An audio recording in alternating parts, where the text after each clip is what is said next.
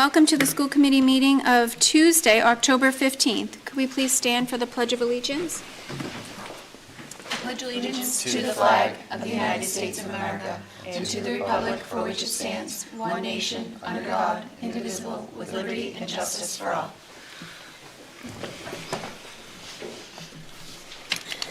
We'll move on to the acceptance of the minutes for the meeting of September 9th. Motion to approve. And second. All those in favor? That's a vote. We have nothing under audience. We'll move on to monthly reports. We have the administrators, Ms. Shipper, Mr. McAllister, Ms. Shifley, and Ms. Sheehan. Guidance with Ms. Black, the nurse with Ms. Davis, and pupil personnel services with Dr. Maniglia. 4 motions to approve. And 4 seconds. All those in favor? Under the school newsletters, anything to add? Always colorful, and we appreciate them being sent to us. Thank you. And informative. Student activities, we have Rockland High School and Rogers Middle School. I'll entertain 2 motions to approve. And 2 seconds. all those in favor? That's a vote. Under old business, we have Phelps Elementary School update. Do you have anything? No, I would just like to comment that the softball field looks fantastic. I know there was a lot of discussion back and forth, but it looks great. The grass Really is did. very green. Yeah, it really came out great. So it looks really great. I know that was kind of part of the project, but not at the same time. Yeah, and I did reach out to Rich and Sean this past week just to ask about closing out what we're doing. There's some legal issues that are still being ironed out, but other than that, the project is complete. We're just waiting for these legal issues to work their way through. So I'll keep you posted on that. All right, Okay. excellent, yeah. Yeah. Excellent. I just have one update. The snack shack at the turf field was in use last night for the 2 soccer games. So thanks to the Parks Department for allowing the Rockland High School athletic boosters to open concessions there. So I think it was a great entertaining night for the boys varsity and girls varsity senior night. So it was a good night. Very cool. Thank you. All right. We'll move on to completed fundraisers. We have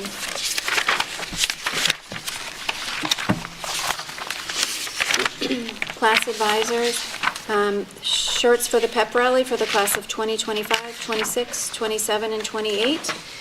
They collected $3,475 for a net profit of $1,745, which is excellent in just t-shirts. For the class of 2026, they had a Chipotle night, and they collected, or raised, I should say, $177. So that's exciting, and I think that's all of our completeds. Yes. And then we can move on to new business. We have advanced placement update with Ms. Shipper. Welcome, Principal Shipper. Rockland High School Principal Shipper. Does that sound more official? Thank you. Okay. Throw in my pocket. So this is very brief, but I just want to highlight some of our exceptional scores this year. Really proud of the progress that we've made at Rockland High School. So as you can see here, we have 14 offerings at Rockland High School. So we have art, biology, calculus A, B. There are 2 categories for calculus. Chemistry, computer science, English language, English literature, environmental science, European history, physics, psychology, seminar, statistics, and U.S. history. So these are the offerings that we have. And I want to take a look at some of the data here. I hope that's easy for you to see. So if you could just kind of go along with me here. AP tests are scored on 1 through 5. And 3 is considered a passing score. And most colleges accept a 4, almost all to my knowledge, accept a 4 or a 5 for college credit, and some accept a 3. So that allows families to save significant money. I can tell you that my daughter, we saved some money in being able to test out of certain classes, and then they can take other classes in place of that. So if you want to just take a look with me, starting in 2019-20, we had 166, now this isn't students, this is exams. So one student might have taken several exams. But we started with 166 with an average score of 2.7 and a passing rate of 55%. That was good. That was quite good. And then you can see that something happened in 2020, 2021, and you might notice that there's a significant dip in the data there that persists for a couple of years. So the pandemic, I suspect students weren't sure what the college application process was even going to look like. Should we bother taking APs? And everything was kind of up in the air. So I think we faltered a little bit for a couple of years. And then last year, you can see the data increasing. But take a look at, I'm sorry, I mean the year before last year, 22, 23. Take a look at last year. 287 exams with a passing rate of, an average score of 3.1. That means the average is passing. And that's 70%. And that is huge. So I've taken a look at some other area schools, and this is comparing very well with other area schools. So to go from a 46% pass rate to a 70% pass rate in 1 year is exceptional. And that is a testament to the school culture and the amazing teachers teaching these classes and working with students and getting them to work so hard on these classes. So that is really impressive. And when that came in, that really gave me pause. So I think that is something to be proud of. Some other highlights are all students who took AP Research and AP Art passed. So that's 100% pass rate there. Our AP English courses are doing very well. AP Lang, we have a 63% pass rate, and AP Lit is 88% pass rate. We do offer AP Computer Science, although we don't offer it in the physical building. We offer it through this program called the STEM AP Access Opportunity Program. Through DESE, it is free. And we had 5 students take that, and 67% pass rate. I think that's fairly impressive, teaching yourself computer science, but I'll just throw that out there. I would imagine that was a challenge for those kids. And some other highlights, sorry about that getting cut off like that. I got a little ambitious with what I could squeeze on a slide.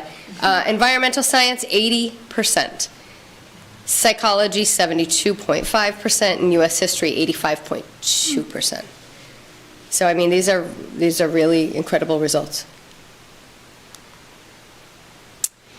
We're expecting some changes this coming year. So, it used to be everything was handwritten, right? So they're transitioning to kind of digital, but also hybrid digital in some subjects.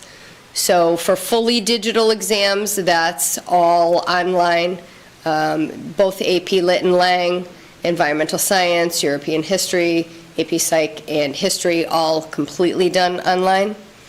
And for hybrid classes, you'll notice these are more STEM-based classes where, as a former physics teacher, I can assure you it's so important to show your work, and thankfully they're giving credit for some of that work. So AP Bio, Calculus, Chemistry, Microeconomics, Physics, and Stats. So there's a written component that they're looking at and scoring, which I think is actually good because that's going to give students some credit for doing out the work in case they make a small error. I feel like that gives them a better opportunity to score. So, in comparison to other districts, there's this category called the School Honor Roll that the AP does, and we have been awarded a silver status. We are just shy of gold. So there's 3 markers they look at: percent of students in the graduating class who took an AP exam at any point in high school. We're at 52%. So think about that. That is all of the students in the senior class. 52% of them are taking an AP course. That's impressive to me. When I was in school, AP was like a handful of kids. Right. So we really have offered, it's part of the culture to encourage students to challenge themselves, take advantage of these opportunities. And, in my opinion, everybody else benefits from that. The whole school benefits from everybody trying to challenge themselves. If we can just get to 65%, we'll hit gold on that one. For college credit, this is the percentage of students in the graduating class who have scored a 3 or higher on the AP, on any AP exam, and that is currently 34%. This, again, like I said earlier, translates to money, saving money, because students, in theory, can test out of those classes in college in many cases and take something else. Or even save a semester if they're really astute, if they really pass, get credit. And college optimization. So this is one where percentage of students in the graduating class who took 5 or more AP exams in high school, where at least one was in 9th or 10th grade. So we want to see students feeling like they have the opportunity to start challenging themselves right away. So it's not terribly common to take an AP class in your freshman year. It is not common. Most kids just kind of come in and they do the best they can, but they're not jumping into AP as freshmen. We have a handful. We have 6 students taking AP Bio as freshmen right now, as compared to 20-something sophomores and many juniors. So, it's a small percentage jumping in as 9th graders, but it is available to them. It is presented as such, that it is available to you if you want to jump in and challenge yourselves. And we also got the AP Access Award, which designates us as a school that allows all students to participate in AP testing. There's no requirement. You don't have to be of a certain GPA. You don't have to be anything. You can be a 9th grader coming right out of 8th grade and feeling like taking AP Bio. We do have a recommendation process, and, teachers certainly have a lot of say in it, but a motivated student does have access to the AP. So just for reference, gold status in college credit is 35%. So you can see we are just below that at 34%. And gold status for college optimization is 10%. So we got gold on that one. Exciting. So that's what I have. I'm incredibly proud of these scores. For those of you who've been around for a while, we started talking about this back in 2012 when we really started pushing enrollment. Yeah. And this is something little old Rockland is doing exceptionally well in advanced placement, which is a very important story to tell. It really is. And one of the other, when they say 34% of that's 34% of the entire graduating class. 52% are taking an AP, and over 50% of our students also participate in a varsity sport. So I think when we're trying to define who we are as a district, this is very, very good news. Yes, it is. Very good news. These are busy kids achieving great things. Working very hard. And Very well. I would be remiss to not mention the amazing teachers working with these students, and, it's not easy getting them to do, many of you are parents, and AP classes require a ton of work, a ton of investment of time and energy, and I give the students and the teachers a ton of credit. So, job very well done by Rockland High School, if I do say so myself. Not that I get any of the credit since I've only been here for a little while. I'll just throw it right out there. I any agree questions? with all of what you're saying. I do have a Maroney child in some AP classes. Yes, you do. I have the yin and the yang of Maroney children, and this one that attends this school is an AP child. And I do think that it's a culture. It is, Yes. it's not necessarily an expectation, but it is encouraged to Yep. try, go for it. What do you have to lose? We're right here for you. They certainly support them. They want to figure out what what's helping them, what's not helping them, and really sort of get under the hood to unpacking them, to passing these tests. They're not teaching to the test, they're teaching them how to learn in these classes, so they'll be prepared when they do Right. get into college. And it's those kids that we know they're going to go to college, so let's try it. You've nothing to lose. So Right. it is exciting to see the numbers change. I've been right here with you, not that long, but a long time, and it's very cool that little old Rockland is pulling it in, so. Killing it. For killing sure. it. Any other comments? Nope. All right. Any questions? Okay. Thank you Thank for having you. me. Thank you. Thank you. All right, now I lost track, I was so immersed in AP here. Fundraiser requests. No, we did that one. No, Oh, we no, we did didn't. completed, No, we right? didn't. Thank you for keeping me on track. Sorry about that. That's okay. I had my notes so that I wouldn't lose track. All right, so we will have 11 of these. Let me read them all, and then we'll vote on them, okay? Eston Pack has one for the Scholastic Book Fair. Sell books for students during conferences. Funds are for Scholastic dollars or books for library and classrooms. RMS Pack has one, opt out of fundraising. Parents can select a monetary option to donate rather than participating in a fundraiser. Funds for school events and school supplies to assist teachers. Will run the entire school year after approval.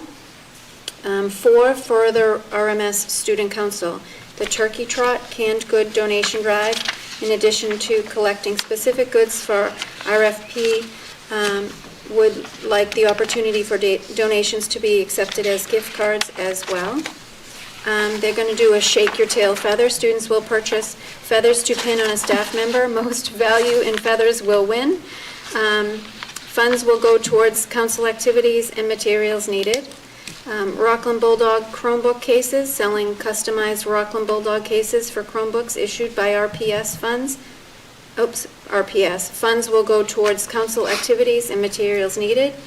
And then Spirit Week, December, for one day, student staff can wear a hat for $1 or $5 for sweatpants to be donated to a local charity, most likely Holiday Magic. And then I have a couple more here. Class of 2028 has a Domino's Nights. Funds will go to the class of 2028. The class of 2027, one for Halloween craft movie night. Rockland High School students come to watch Halloween movies and do Halloween crafts. We'll be selling in the concessions. Funds will go to the class of 2027. They also will have a gift card raffle off gift cards donated by local businesses at the holiday stroll. The funds will go to that class. And then the class of 2026 would like to sell sweatpants, and the funds will go to that class. And the RHS Travel Club will do a prize calendar, and the funds will go to the students traveling in 2025, 2026, and 2027. And that's all 11. 11 motions to approve. And 11 seconds. All those in favor? All right, that's a vote. And then we'll move on to our homeschooling requests. Dr. Cron? Thank you. Yeah, we have 31 students who are requesting permission to be homeschooled. Of those 31, 5 are new families. In speaking with Dr. Maniglia, who oversees this program, she sees a general uptick in the quality overall. It's a pretty subjective, but overall uptick in the quality, I'd say post-COVID safely. So I'm recommending that the committee approve these folks who are requesting for homeschooling. Okay. Any questions, comments? No. Okay. 31 motions to approve homeschooling. And 31 seconds. All those in favor? And that's a vote. Okay, and then we'll vote to appoint Dr. Cron to the North River Board of Directors. Would you like Yes. to be? More than anything. No, this is our collaborative Right. that we're a part of, and it's great working with them. There's new leadership there, and they're doing a terrific job. And so I think it works very well for Rockland. And I was the chair of the board last year, and this year I'm just a little member. But That's good. we're doing good work, and Rockland is definitely benefiting from this collaboration. Excellent. Thank you for taking the time to do that. Mhm. I'll entertain a motion to appoint him. Motion to appoint Dr. Cron to the North River Board of Directors. And a second. All those in favor? That's a vote. And now we'll go on to Dr. Cron's evaluation of Thank you. goals. I think I have to go over here now. Okay. I hope. There we go. First goal. Goal number 1 is to implement year 3 of our 5-year strategic plan. We identify of all of the strategic initiatives that we have, we identified 5, 1 from each of the strategic objectives to focus on for the year. It gives us a little something specific to focus on. So our first strategic objective has to do with transitions, and really this was prompted by some conversations that we were having about the transition from elementary to middle school, and this was a couple years ago. Last year we really focused on transitions, but we found that concept of transitions really lent itself well to, well, how about moving from K to 1 and 1 to 2 and 2 to 3, and transitions from high school to college or work. So we've really been leveraging that concept. This year within transitions, we're going to focus on developing handbooks, brochures, and digital resources that includes procedures and support services. So we really want to amp that up a little bit when it comes to transitions. Strategic Initiative 2.6, which is from inclusion and equity. We're going to evaluate the services that we provide and coordinate with the needs of families. So as our demographics and our families are changing from year to year, we want to make sure that we're in touch with that. Translation services, open houses, daycare, how can we get more families in and involved? How can we support them? Naya Callahan is a great example of one of the services that we offer. So we want to continue to build on that. Curriculum, we are really focused on the curriculum review cycle. So you'll notice it when we come and request new textbooks, but this work is going on all the time. Whether it's elementary math or elementary ELA or reading, we're looking at adoptions and best practices, and it's constantly changing. So this year we want to hyper-focus on formalizing the curriculum review cycle. Social-emotional learning, we're focusing in on Strategic Initiative 4.3, which is to ensure adequate resources for students and staff to address mental health, wellness, and social-emotional issues. So we're taking a look at our budget. Oftentimes when you want to see what someone values, see what if they spend money on it and how they spend money on it. So we're going to be very focused on that this year. And then resource allocation, developing a multi-year program-based plan that includes curriculum, PD, facilities, and technology. So we want to make sure that we have a long-range plan in place financially so that we're not caught off guard when we need to adopt a new textbook. That could be $30,000, $40,000, $50,000, which is the cost of a teacher, and we want to make sure that we're not caught off guard. So we're planning to take a hard look at that this year specifically. So that is goal number 1, and I should have done all kinds of clicking in the process. I'm not multitasking. Here we go. Engage in a comprehensive review of special education. This is year 2 of this goal. It's a huge part of our budget and a huge part of what we do. So taking a look at it very carefully is very important. We're, as a senior leadership team, we're using a book called Reimagining Special Education. We're doing a book study, and it's helping us sort of make sure that we're thinking about special education in an appropriate and current way. We're going to collect and analyze SPED data, including budget, staffing, out-of-district, and transportation, which is something we're always doing, but this will be part of our work this year. Meet with IEP chairs at least 2 times.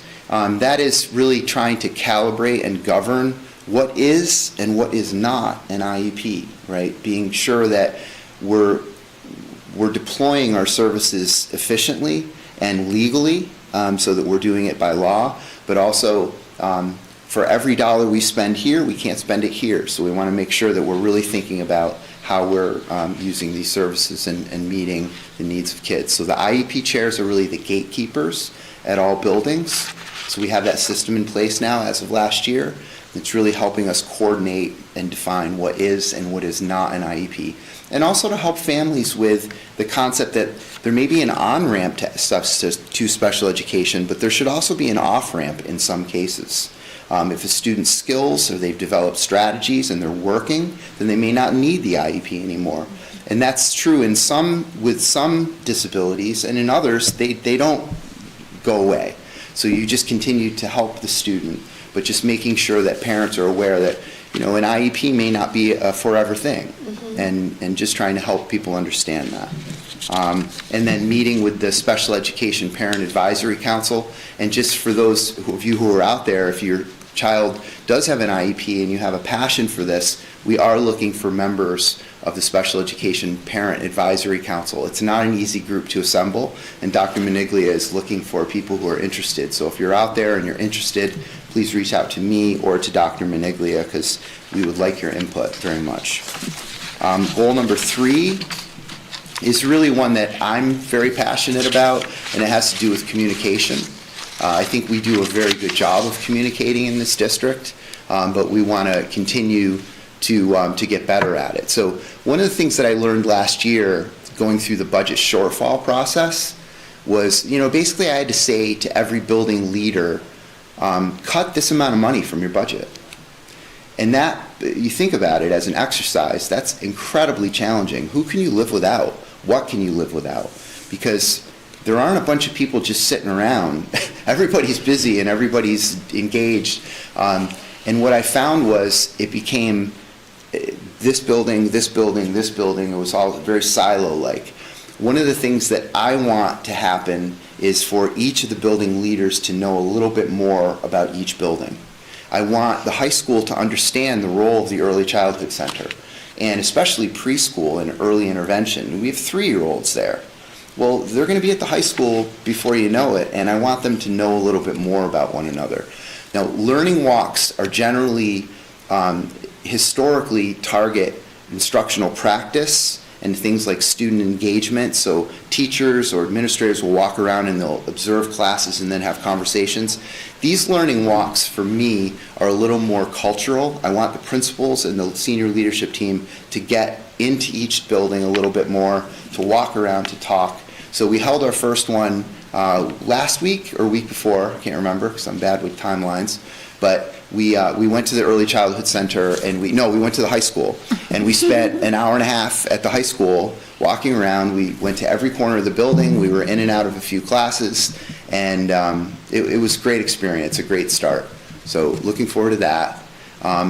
Review and update our website. We do have a mobile app. I don't know, do any of you use it, the mobile app? Mm-mm. Yeah, I have it on my phone. I don't use it either. But we have a mobile app, and our class dojo, which is a really big deal for the elementary because they do a lot of communicating that way, and X2. So we want to make sure that our communication portals are up to date and effective. I want to formalize a district communication plan. So what I mean by that is I want to make sure that we are communicating on a regular basis, meaning if I'm a middle school parent, I know I'm going to get an email from Mr. McAllister on Fridays that talks about what's going on. So those are formal. But I also want folks to know if something happens, where to go and how they're going to get the information. Are they going to get a phone call? Are they going to get an email? I feel like if we have a plan, it just reduces anxiety, and then people know what to expect. And so that's what I'm hoping for with that third bullet. And then finally, I want to increase the frequency of good news. I want people to know all the things that are going on in the Rockland Public Schools, because I'm incredibly proud of what's going on in the Rockland Public Schools. I believe it's happening on the building level. So I think if you're a Phelps parent, you are getting information all the time. If you're an Eston parent, a high school, a middle school parent, you're getting information.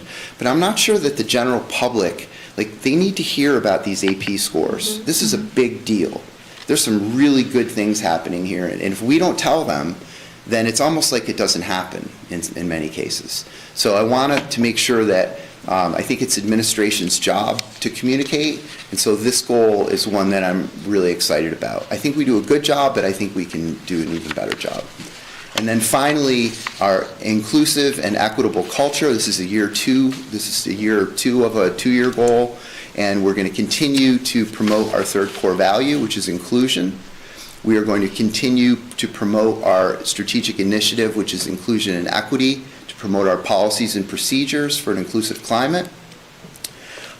Professional development to staff on trends and current best practices. So this year, as part of every year, the Rockland Public Schools offer 2 courses to professional staff that they can take and earn 3 credits toward a lane change. So it's money in their pocket, and it's free. So it's like going to grad school, getting more credits, and then they apply for a lane change.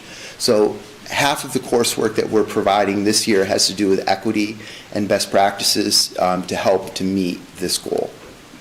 And provide support for building-based diversity, equity, and inclusion committee. So we have one in every building. Equity and inclusion, it can be a very confusing concept. I would like to make it very simple. I think the goal is that we want every child and every family to feel welcome and a part of the Rockland Public Schools. To me, that's what it's about. I don't care where you're from, what color you are, boy, girl, in between, you're part of this school district. And that to me is the goal. That's what we're trying to do. And then finally, continue to publish all of our communications in multiple language and ensure that families have access to translation services where necessary. We use this on a daily basis. So for those of us who speak English, it's no big deal. But we have families who are coming here who don't speak English, or they don't speak English, but their kids do a little, and it's very challenging. So we need to continue to work hard in making sure that families feel comfortable and welcome and that they can access everything that we offer here. And those are my goals that I'm proposing. I don't know if anyone has any questions. Anyone have any questions? I just have a question. Yeah. The classes that you offer online, are those well attended for the staff, like the lane changes? I'd say last year I believe we had 30 faculty who started and completed the process to earn the credits. So I think many more started and not everyone finished. But I'm making a push. I wrote to the staff and really trying to encourage them to make sure that they understand this is an opportunity for you to make more money. Like, let's just get real simple about it. Yeah. If you take these courses, you're going to learn important things, but you also have the opportunity to make more money. So I'm hoping that number creeps up. But last year was about 30. Okay. Yeah. And just for the general public out there, that if they don't know, teachers and everyone in the school system, that they have their contracts, they have what's called steps and lanes. And steps is how long you've been? How many years? How many years you've been, and Yep. lanes is your college education. Yep. Correct? So in order to move from one lane to the next lane, you need to come out of an associate's to a bachelor's to a master's. So they keep Right. moving over, and it sort of works out. So there's like into this masters, and then masters plus 15, Right. and then masters 30, and then doctorate, and so on and so forth. So that's what he's saying when he's saying lanes, Yes. so that everyone gets that. But I know many people took it to get their hours to recertify as well. Absolutely. So some people weren't looking necessarily for a lane change, but they were looking for the hours to recertify afterwards, because we have to do that every 5 years. Yes. Yes. And each of our offerings are always aligned with our strategic plan. Right. Just, the idea of when a teacher creates an improvement plan or sets a goal for themselves, or I set a goal for myself, it's important to understand that the goals need to be based on the students in front of us today. It doesn't, let's say I'm a math teacher and I'm not very good at decimals, but the students in front of me are good at decimals. Please don't set a goal to get better at teaching decimals. Our kids don't need that. What do our kids need? So our goals, by using a strategic plan and by setting our goals around that, we are trying to remain focused on what the students need, the students in front of us today. So we try to stress that. And I wanted to say, when you sent this to us originally, I never even commented, because I was like, oh, these sound great. This is always exciting. I think it's always exciting to sort of see what your idea of this year is going to shape into. Yeah. I know that you take this seriously, and I know that you sort of make sure that you check off these boxes as you go. You come back to us and let us know that you're doing it. So I appreciate that. I appreciate your thoughts and efforts to get in under the hood and better yourself as well as your team. So we Absolutely. appreciate Well, that. it's good for me. I take these and I put them over my desk. Right. And I look at them every day, and it helps me because I'm a little special at times, so I like to have goals. Music in you makes you drift, but I think you like the structure too. I do and like the that's structure thing, very so, much, yeah. So I think that's a good thing. Yeah. Anyone, any thoughts, And questions? just, under goal 3, the strengthened communication. Yeah. I know, I follow other districts on like Facebook and other social media sites, and I think you get to see what's happening in their districts versus ours. I know that's not like the ideal route that you want to take is social media, but I think it's helpful because everybody's on it. I think you you're know? absolutely right. Yeah. Jane came in last week all excited about something that she read in her town. Yeah. On Facebook. And I just said this morning to the senior leadership team, I said that we're going there. And they said, well, what about all the comments? I said, oh, I can't control the comments. Right. But I think it's important. So there will be a posting on the AP scores. Right. And there will be a posting on the MCAS scores. Yeah. And I hear what you're saying, and I Yeah. completely agree. Because it's where people see. Right. So why Yeah, not be people there? aren't opening the newspaper anymore No. to read what's No. happening in their town. They're going on their phone. Right. So I think would be also a little easier to maybe, I don't know. Yeah. I used to use Twitter, but I stopped with Twitter. But Yeah. Facebook, I agree. I agree. All right, I think that's all. We need to vote to accept Dr. Cron's goals. Motion to accept superintendent's evaluation goals for 2024, 2025. And second. All those in favor? And that's a vote. Now I'm going to pitch it right back to you, Dr. Cron, with your Yay. report. Sorry. Well, if people aren't sick of my voice already. Just very quick things. A shout out to Marcia Beatty and Mike Lovett at the Phelps School. They ran a volleyball game last week with the fourth grade and the staff. They raised, in addition to having an amazing time, they raised $300 for Holiday Magic and collected 4 boxes of food for the food pantry. But just a great example of what's going on in our buildings, I thought. And I know Rich McAllister, everything for him is a first this year, but he's very excited about the tryouts for the Great Pumpkin Race, which is getting increasingly popular. So I guess the race will take place on the 25th. But people are really, I guess Jamie Wood has taken the helm of organizing that at the middle school, and they're really excited about it. So just want to give a shout out to them for taking some leadership in those buildings. And other than that, that's all I have. All right, thank you. And I wonder if Mr. McAllister is a part of the tail feathers, because I know Oh. Principal Shipper in the middle school. Is there a costume involved? Oh, yeah, there's costumes involved in, yeah, there's been costumes out in front of the drop-off lane in the middle school, whoever gets the Oh, most that's vote, right. Yeah. They dress up Yeah. in a I turkey. feel like Liam got, Yeah, I think. didn't he have I that? think he had Yeah, it he last was, time, yeah. and he had to wear his turkey. Didn't he wear a turkey I in think his so. feathers? Turkey suit. Jessica's shaking her head, yes. So, welcome. Yeah, welcome to the job. Right? Here's the suit. Step right up. Like Yeah. hazing. Yep. I remember being in a dunk tank when I was high school principal. There we go. Yeah, yeah, still getting water out of my ear. I remember that as a pack mom. It Yeah. wasn't fun. All right, so we're off that. We'll come on to public service announcements. Jamie? Not many, just want to call out for the high school. Homecoming is this Friday, the 18th. The football game is at 7 PM at the stadium.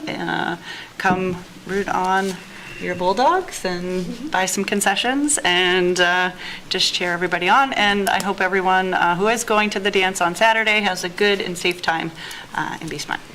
All right, thank you. Em? I have nothing for tonight. Okay. Michelle? I just want to say thank you to all the little kids that have come up to me with this level of excitement that's like Christmas every day over starting school. And as a former teacher, I do miss the kid part of it, but the level of excitement that's been shared with me has just been wonderful, and it's nice to see. And I hope it keeps going. Thank you. Is that it? All right. I have nothing to add as well. So, All right, motion to adjourn? And second. all those in favor? That's a wrap. Good night. Thank you. As I said-